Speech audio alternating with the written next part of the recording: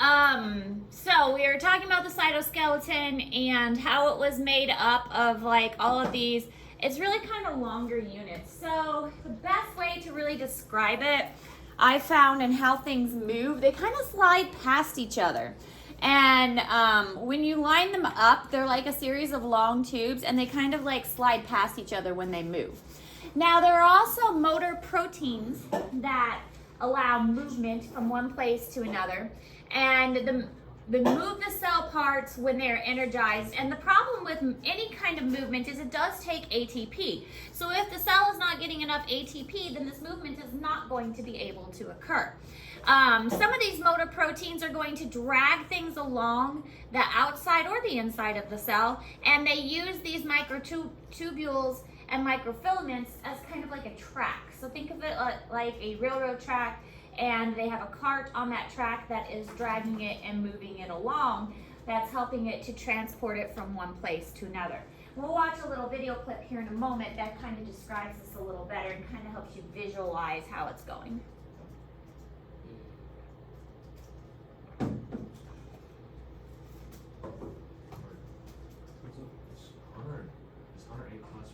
So it moves cell parts by dragging them? Mm-hmm. In the video kind of helps. Yeah.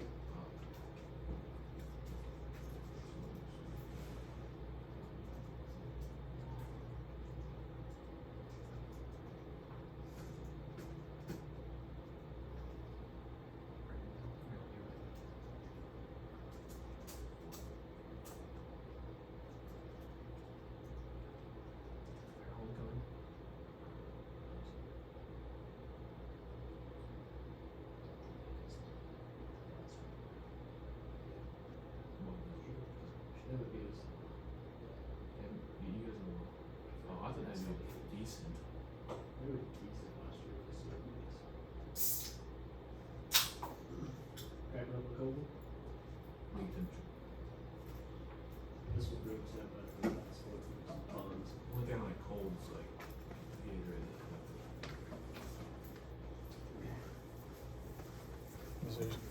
Did I miss anything we should do? On the slideshow that we got to do? We went over these insects that are on the front table. We're gonna have a quiz over those next week. So Alright. at the presentations today, look at those insects and practice with them. Alright. I told them that anything handwritten, if I'm in a good mood, I might let you use handwritten notes on the quiz. Alright. Okay? Yep, thank you. Dynein and kinesin have foot-like domains that bind to and move along the microtubule. Upper domains bind to a structure or cell component to be moved. Most dyneins move toward the minus end of a microtubule. Most kinesins move in the opposite direction. This model shows how kinesin Looks like it's heads locking with, repeatedly like, inch the- along a microtubule. Phosphate group transfers from ATP drive the movement. In this way, kinesin travels along a microtubule, dragging its cellular freight with it. Looks like it's walking through 6 feet. All right, so here are different types of cytoskeletons that are useful for a cell. The flagella we mentioned yesterday, it's a long whip-like tail that's used for propulsion. Then we have cilia, which are shorter hairs that are useful on the outside of the cell. The centrioles are usually found within the cell, and they are mostly used for cellular division. Then we have basal bodies that develop from a centriole, and then we have a pseudopod. Pseudo means false, pod means foot. So these are temporary extensions of the cytoplasm that kind of stick out. They extend, and then the rest of the cell kind of oozes into them to make like a foot extension. So it's a way that, think of it as like an amoeba, how an amoeba moves. And white blood cells especially use these pseudopods. Cilia from like hair? What? Isn't cilia from like hair? Yeah, so really short, like little hairs. You see cilia, other animals. Cilias are on like a paramecium, flagellas are on like a euglena. Within the human body, we talked about how a flagella is like on a sperm. Cilias are found in the respiratory tract, so that it could catch like mucus and things. So like, what kind of cell would that be? What? What kind of laboratory cell? Or are you guys gonna be in the hall for a while? Okay, then yes, please shut the door if you're gonna be out there for a while. Angel? No, it wasn't.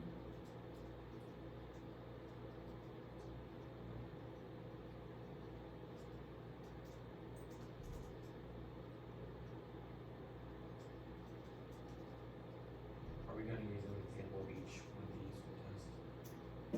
Probably not needing to know an example, but definitely needing to know what they are. Yeah. Again, an example is more anatomy. So after taking this, next year we should be like good with anatomy.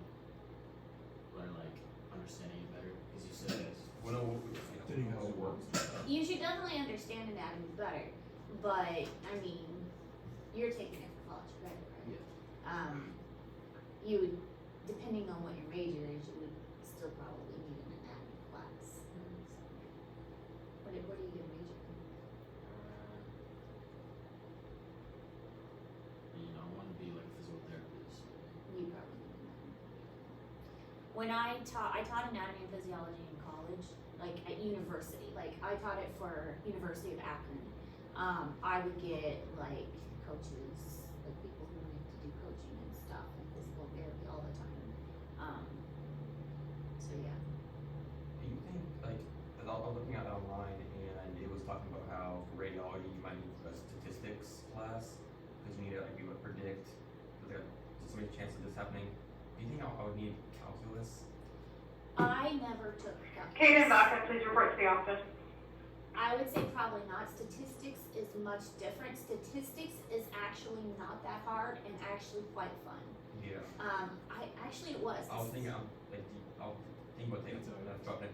Is, you know, statistics is a year-long class here or? I'm not semester? sure. Here it's Ask- always It might just be semester. I might drop a trick. like all But the time. statistics really isn't that bad.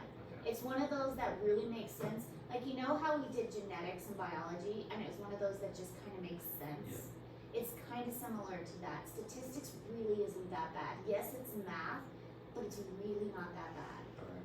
It's really not. It's It's just not like like just- super hard math. It kind of makes sense. It's actually kind of fun. Just kind of like genetics was kind of fun, and the problems just make sense. I really enjoyed it, and I mean I do good at math, but I don't really. Yeah. Statistics is quite fun. So, What do you even ever do you need calculus for? I don't know. I never had calculus, but I think statistics is fun. So. I know that sounds weird, but it was one of those math classes that it's like, oh yeah, this makes sense, and it was quite enjoyable.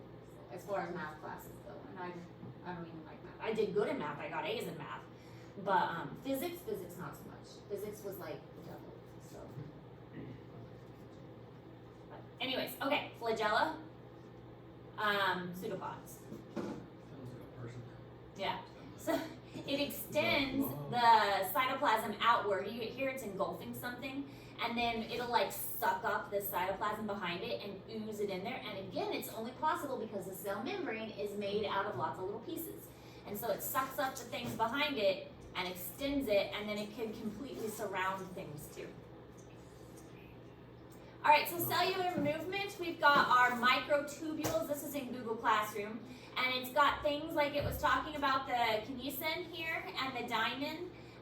It carries vesicles, so here's a vesicle. So basically like those bubbles, those vesicles we were talking about can be completely carried by those little proteins here on the outside surface and carried along on those tubules. So the tubules kind of act as a tract and they get carried along. But it does take energy, so it's not like an easy thing to do. It's energy consumption. But kind of neat. So how they move, this one, it's a bunch of tubes together. I always compare it to, oh, let me get some pencils out because I've got a lot of pencils here. Okay, so if you have a bunch of pencils like this, okay, this is basically what this is. So a bunch of pencils, and then if it puts pressure on one side, it causes it to tilt. And then half of them get longer and half of them get kind of shorter. And that makes it go one way, and then they all go back to the center. And then if you want to put pressure on the other side, it makes half of them longer and half of them shorter on the other side. And so it tilts the other way. Do you see how that kind of works? And then they all go back to being in the center. So that's kind of how it works. They get longer on one side, and that's how it kind of whips back and forth. So the extension of the tail with the flagella and the cilia both, that's how the movement takes place. Okay, that's all for the first notes, and then today's notes. Okay. Extracellular matrix. This is really interesting. Often abbreviated as the ECM, extracellular matrix. So what does that mean? Is it found inside or outside the cell? Cell. Which one? Extracellular matrix, inside or outside the cell? I hear both. What do you think? Extra. Extra. Extra is outside. Outside the cell. If it was intracellular, it would be inside. Extracellular is outside. See, think of your medical terminology there, Carter. You had it right. Outside the cell. So basically, this is a mixture of stuff that's found outside the cell that it's not living, okay? It's not a living thing, but it's like got salts and fibers and sugars and lots of water, of course, lots of water. And it serves lots of purposes. So one of the main purposes is diffusion, all right? So we have the capillaries from the blood that come very close to the cells, but a lot of times it's not touching the cells. So we gotta get the nutrients from the blood to the cell. So it's going to diffuse across the membrane of the cell to the extracellular matrix and then go into the blood. So it's kind of like this in between. It carries nutrients from the blood to the cell because the capillaries don't actually touch the cells. I mean, sometimes they do, but not always. So this extracellular matrix is kind of like a go-between. We have something called a basement membrane. The basement membrane is kind of a fibrous material, and it's where many of the cells are attached to. It's like an attachment point. Just like when you think of the basement, it's what the house is attached to. The basement membrane is what cells are attached to. We also have something called a cuticle. Cuticle isn't found on everything, just like the basement isn't found on everything either. But the cuticle is a covering that is on the surface of some cells, and usually it's on the outermost of the body. So you have a cuticle covering your hair, and that keeps your hair protected. You have a cuticle on the surface of your nails, and usually your hair and your skin will have some cuticles. The outer surface of a lot of your skin though is dead skin, so it doesn't even need a cuticle. Your hair is really the best example.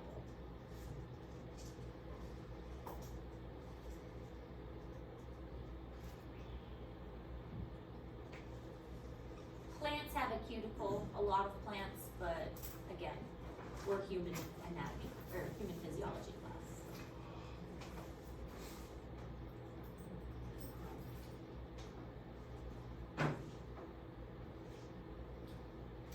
So here's an extracellular matrix. It's a material that surrounds a specific type of cell. This is a bone cell, one little bone cell. It's called an osteocyte.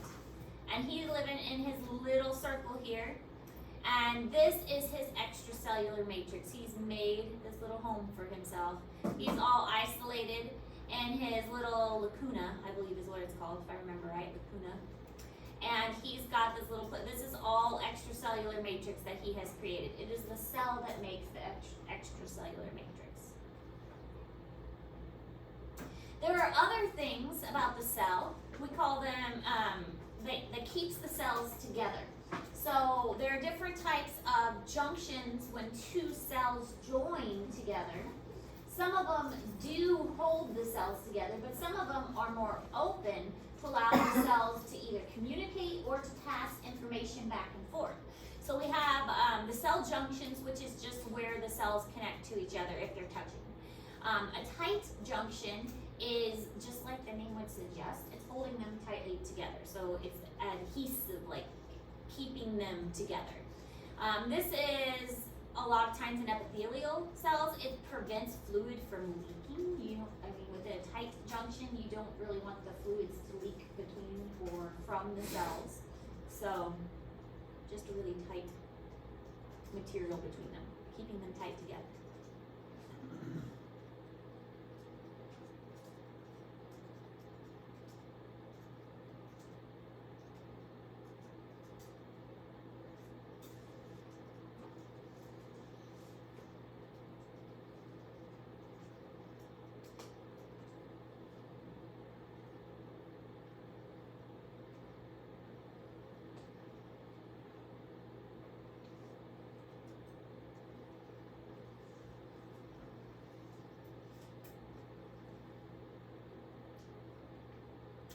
Then we have an adhering junction, which connects it to a cytoskeletal element. Cyto for cell, skeletal. So fastens the cells to each other and to the basement membrane. So this is another type of adhering it's connecting the cell to something else. Basically attaching the cell to something else. A gap junction, this is like, again, the name kind of gives it away. So at least finally, scientists are naming something that makes sense. They didn't pick some weirdo name. A gap junction is basically a channel or a hole that crosses the cell membrane, cell membrane and plasma membrane, I don't know if you mentioned that, same thing, of two adjoining cells. So if two cells are next to each other and they need to communicate really fast or share something, they might have a gap junction between them that opens a passageway so that they can share stuff between them really fast. It's like if you go to a hotel and you want adjoining rooms with somebody and you have a doorway between your room and somebody else. That way you can get between your room and somebody else's very quick. Or you guys share a bathroom and that way you can get between the two rooms very quickly. That's what a gap junction is.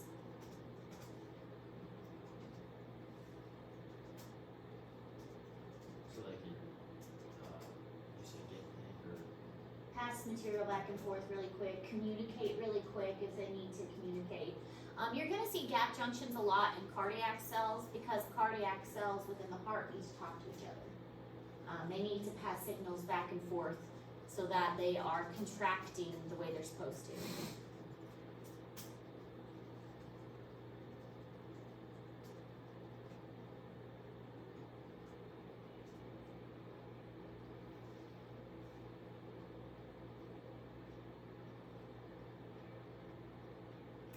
So here's what they look like in a picture. We've got the free surface of the cell, and then we've got the basement membrane here. Adhering junctions, so this is going to make them stick with each other. We've got a gap junction that's going to let them basically talk or share information. And these are tight junctions, which are just different ways to hold them really tightly together. So this little video is going to show the different types of junctions also.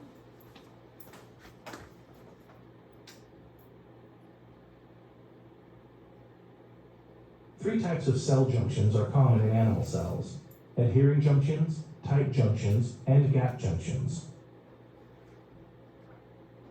Adhering junctions hold cells together in tissues of the skin, heart, and other organs that are subject to stretching. Tight junctions link cells that line body surfaces. They keep water-soluble substances from leaking between the cells. So that one's no leaking. Gap junctions link the cytoplasm of neighboring cells. They are open channels for the rapid flow of signals. Cells that act in a coordinated fashion, such as those in the heart, are rich in gap junctions.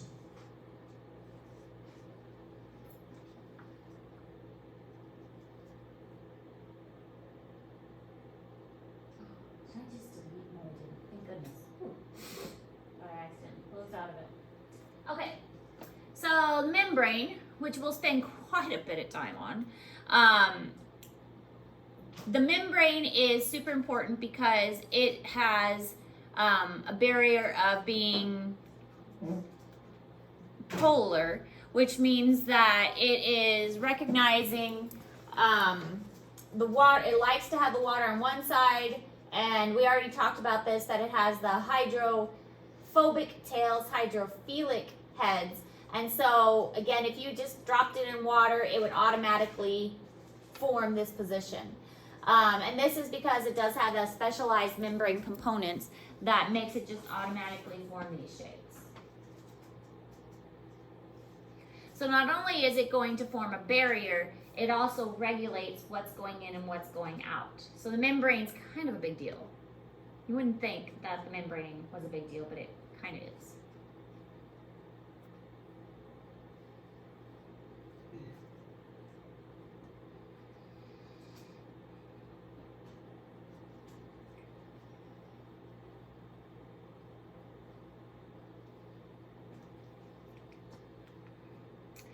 Now, the surface of the membrane is actually only 25% phospholipids, which is kind of weird to think about. I mean, yeah, there's a lot of them, but if you actually were to compare what it was made up of, there's 55% proteins, and then there's 25% phospholipids. So cholesterol is 13%, other lipids are 5%, and carbohydrates are 3%. But proteins are 55, phospholipids 25.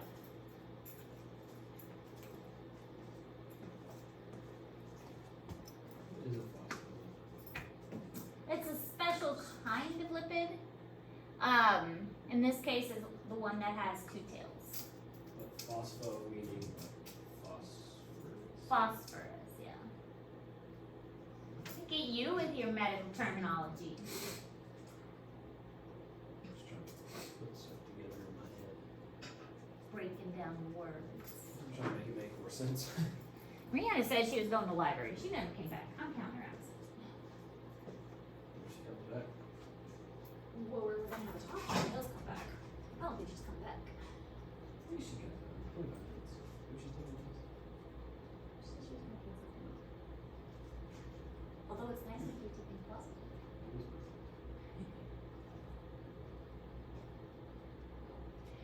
Alright, so if we're looking at the cell membrane, we've got cholesterol, this is fun,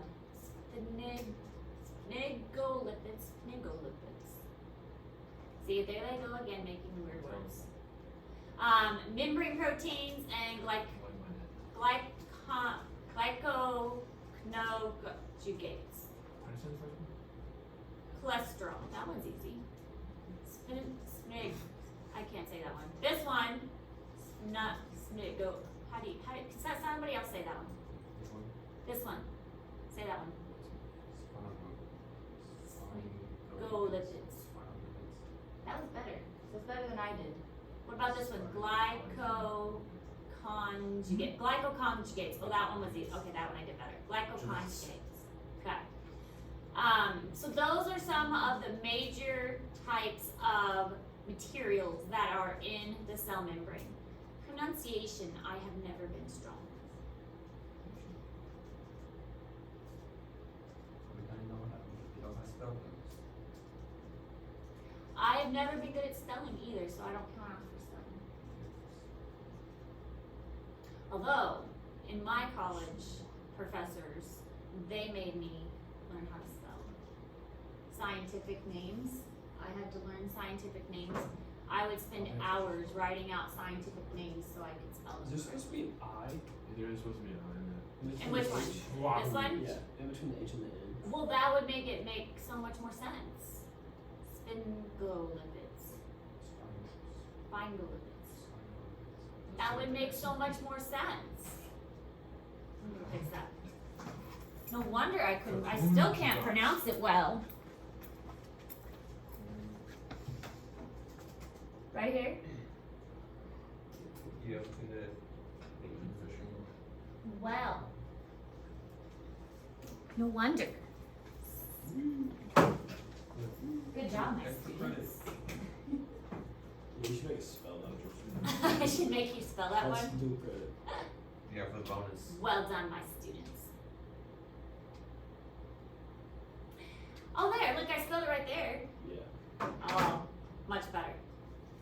A group of membrane liquids with larger heads. So these are with the phospholipids, only they have larger heads, and they are involved in cell signaling, cell communication between different kinds of cells. Endocytosis, we remember endocytosis, we talked about it yesterday. Yeah? So what? Endocytosis? An uptake of viruses and bacteria. Okay, what was endocytosis? We talked about it yesterday. Vesicle is created by pinching off a small bit of the cell membrane, bringing material to the Wait, without the Well, A+ for taking good notes, but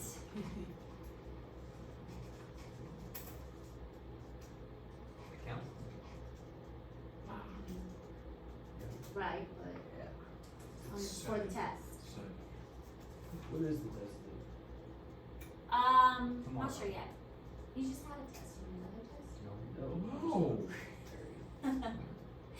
I don't know yet. let's go with it. In truth, I haven't written it yet. That's a good sign. It's a good I think you sign. should just keep holding it back. My plan is to get all that done this weekend. Oh, never mind. Never mind. Come on, man. We'll You should see if just- I can You should accomplish spend your it. weekends relax. Just go to the No, I will Bahamas. spend Spend them all with the kids. tomorrow Go to the Bahamas, at a like, football 2 game. months.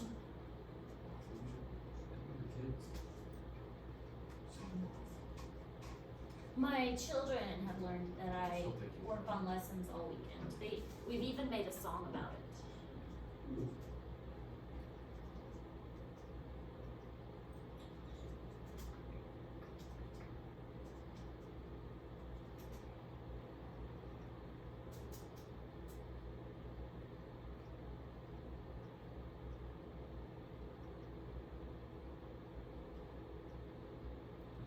Should be able to not go backwards. On the right decision if you want to take her. Yeah. She gets up. I don't think it quite works like that. You have This shows kind of what they look like. So the phospholipids are in the blue, and then the one I can't pronounce, the S lipids are in purple, and then we've got some other types of the cholesterols are in yellow. We've got the yellow, which are the cholesterols. Cholesterols, we'll learn in a little bit. A lot of what they do is add support to the cell. So remember, there are good cholesterols and bad cholesterols. So when you go to have your blood taken, and they're like, oh, you have high cholesterol, that's because you do need some cholesterol. You just don't want the bad cholesterol, and we'll talk about that later. Like the bad cholesterol clogs your vessels and stuff, but good cholesterol helps to support your cells.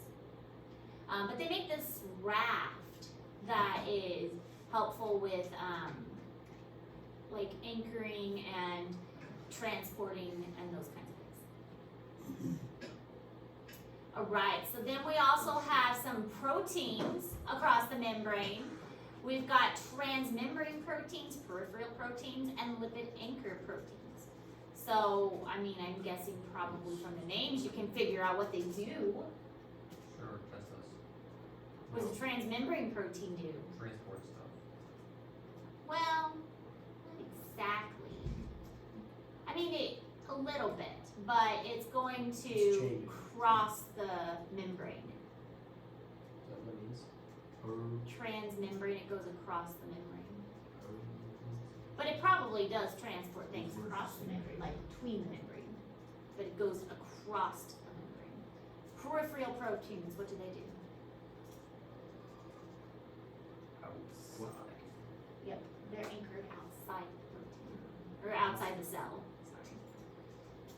lipid anchored proteins. The counts. Probably gonna do something with anti-lipids. Get anchored. Anchored in proteins. Anchored lipids. So sometimes scientists give us a break. So what does it do? Lipid, anchor, We're gonna write it down, like it'll be on other slides. oh, Yeah, we're gonna go over it. I was Yeah. just seeing if you could guess. Let's go for it. I think we have time. You've got time. We'll go over it.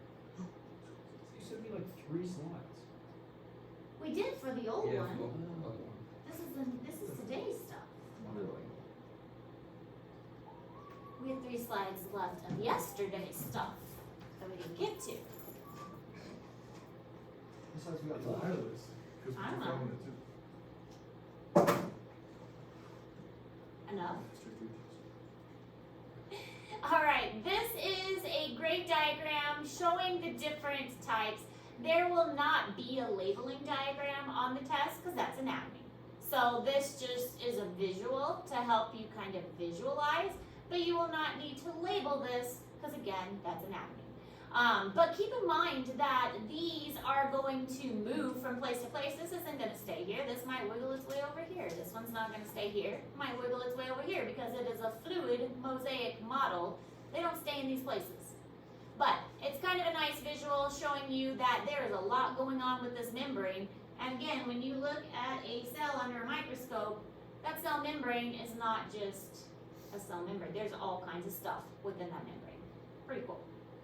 All right, transmembrane integral proteins. They cross the membrane fully. So yes, they are transporting, but they're also crossing the membrane fully.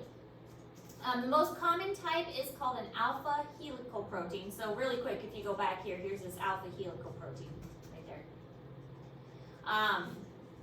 There's also beta barrels in the mitochondria. That's another kind. But remember, mitochondria also have a membrane. So that's why they get to be included in this, because we're not just talking about membranes of the cell. We can talk about membranes of organelles too. Their function is to transport, so see, right, I mean, not only do they cross the membrane, they also transport. They have enzymatic functions, gated ion channels. We will talk about that more, what a gated ion channel is. And receptor function and signaling transduction. I know that sounds a little confusing right now. Receptor function and signaling transduction, but we'll get into that more too. Do you guys remember enzymes? yeah, no. Enzymes. In general? Yes. Yeah. Okay. You just have to work along. It was on the test, but like we didn't get into the details of like what enzymes do, that kind of thing, like how pH affects enzymes and how enzymes are reaction specific. We didn't get into that kind of stuff. We said proteins, enzymes are a type of protein, but yeah, we did talk about catalysts a little bit.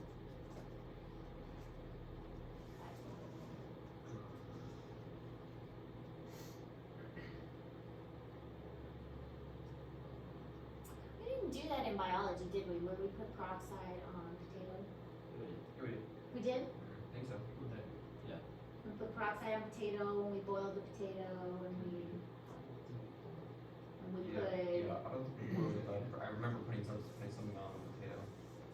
and we put the potato in different things and watched how it bubbled. Yeah. And we did do that. It was a fun lab. I think so. Sounds Since familiar. I cut my Yeah, that was when we were breaking fast here. you like talk about yourself. And And immediately. then went straight to the potato. It was a good lab.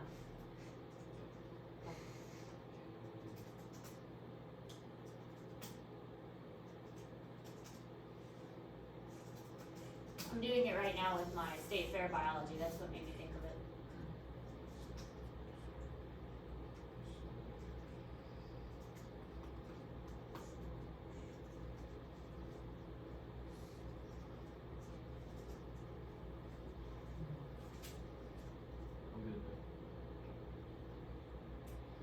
here are some proteins. There's the Q helix, helical bundle, B barrel. This is the one that they just mentioned. And some enzymes, and this is a peripheral one. So peripheral again is on the edges. That's what we're going to go over in a little bit. So you can see the difference though between a transmembrane that goes all the way across the membrane versus a peripheral, which is just on the edge of the membrane. All right, so here's the peripheral. Peripheral proteins, they loosely bond to the surface of the cell membrane. So we've got our transmembrane, which go all the way across, like this one, and then we've got a peripheral, which is here and here. So the peripheral ones, they have several functions, such as an enzyme function again, structural transporters, electron carriers, and regulators. So for enzyme functions, they're going to mediate the reactions. Then we have structurals, so they're going to help with attachment, transport things along the cell membrane, but not so much across it, more like from one side of the membrane to the other. They may help with transporting across the surface.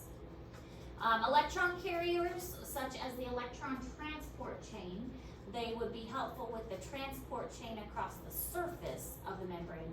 And regulators, apoptosis. Do you guys know what apoptosis is? Programmed cell death. So if a cell is not doing what it's supposed to, it'll go through apoptosis, which is basically, let's kill the cell because the cell's not doing what it's supposed to. So the cells them off. Got it. Yeah, kind of.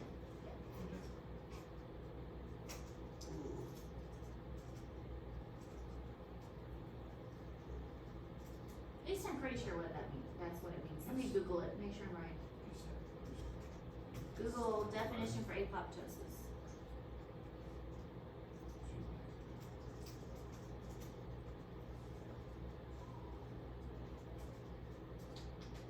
What is it? Apoptosis, the last word on there.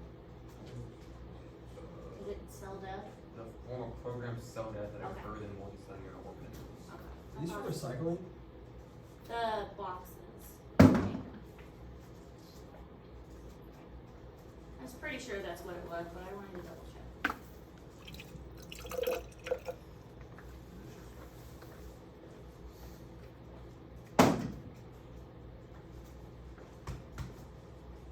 Thanks, Bruce. Paper on recycling, public speaking. Is public speaking going? Well, that was last year. Oh, last year. This year's just terrible. What's wrong with it?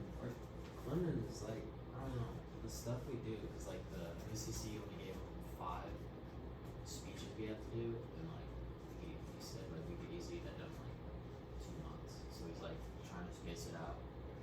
So we've already done 2, which he didn't need to, and then he's just like trying to come up with things to do every day. It's like randomly do improv or stuff, or just tell random stories.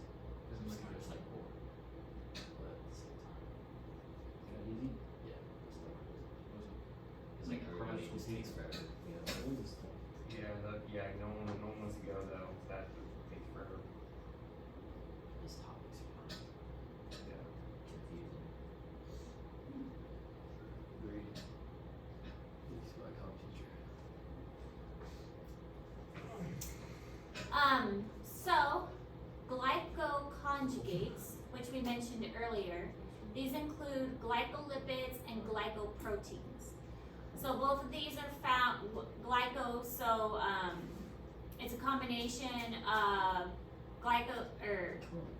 glucose and lipids together, glucose and proteins together.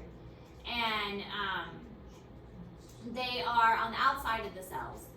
And they have many functions. So they can help with the cell membrane structure, they can anchor for proteins, they can help with cell-to-cell recognition. You really want the cell to be able to recognize itself. That way that they don't start trying to kill their own cells. That's not a good thing when the cells start to try to kill themselves. So the glycoconjugates and the glycolipids and the glycoproteins all have important functions with that.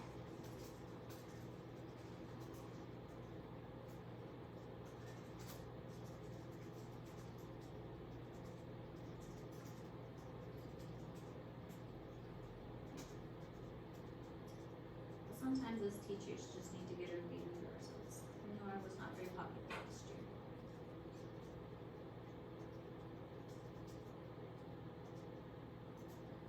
Had a reputation for hard tests. Still have a reputation for hard tests. And lots of notes. And lots of work. I hated having your class after, was it lunch?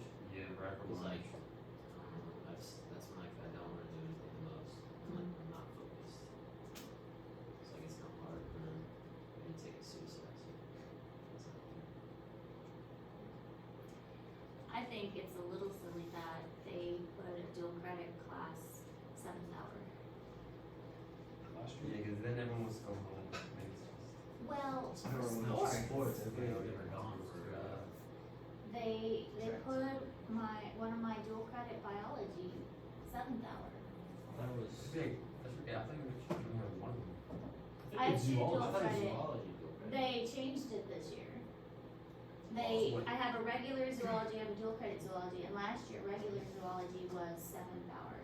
And they put one of my dual credit biology for 7th hour this year, and I talked to Fisher and I was like, Fisher, I don't know if this is a good idea with all the sports and everything, you know, their first dual credit class, I don't know if can we change it back? And it's like they're gonna be gone so much and it's their first dual credit class. All the athletes in the first one. What? All the athletes in the first one. But I have a lot that are gone for golf and for softball and The golfers, they miss so much. this is Miss Ayers. That sounds tough. Yeah, that's fine. And hey, Story. Brianna What a story. left my class and she never came back. So I don't know where she went. That's not to go. She's with her. Unless She said she was going to the library, but then she never came back. Look at So I just thought I'd throw it out there. Was I went ahead and changed her attendance to absence. Next year, freshman year. you realize She was, well, cause I had her first space, and then, she was her first space, and then at the very beginning I don't know of what- I don't know physiology, what story she's it's like, hey, I need to go print something out in the library, I was like, okay, and then she took her stuff with her, and then she never came back, so, okay, alright, thanks, bye. Listeners, did you mean to skip over the lipid anchor proteins? The what? The lipid anchor proteins, like with. Cause like there was 3, right? Yeah. There's transmembrane, peripheral proteins, and lipid anchor, and then just no lipid anchor. Did I not mention lipid anchor? No. Okay, we'll go back and talk about those later, cause I think, yeah, You can mix it in. yeah. Structure. Basically, but We'll talk about that on Monday, since we're almost out of time. Monday. So, Tuesday. Just don't figure out that I still say Monday.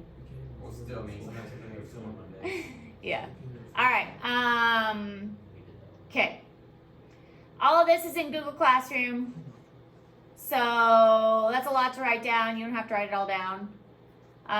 But these are all different important things that they do. For the glycocalyx,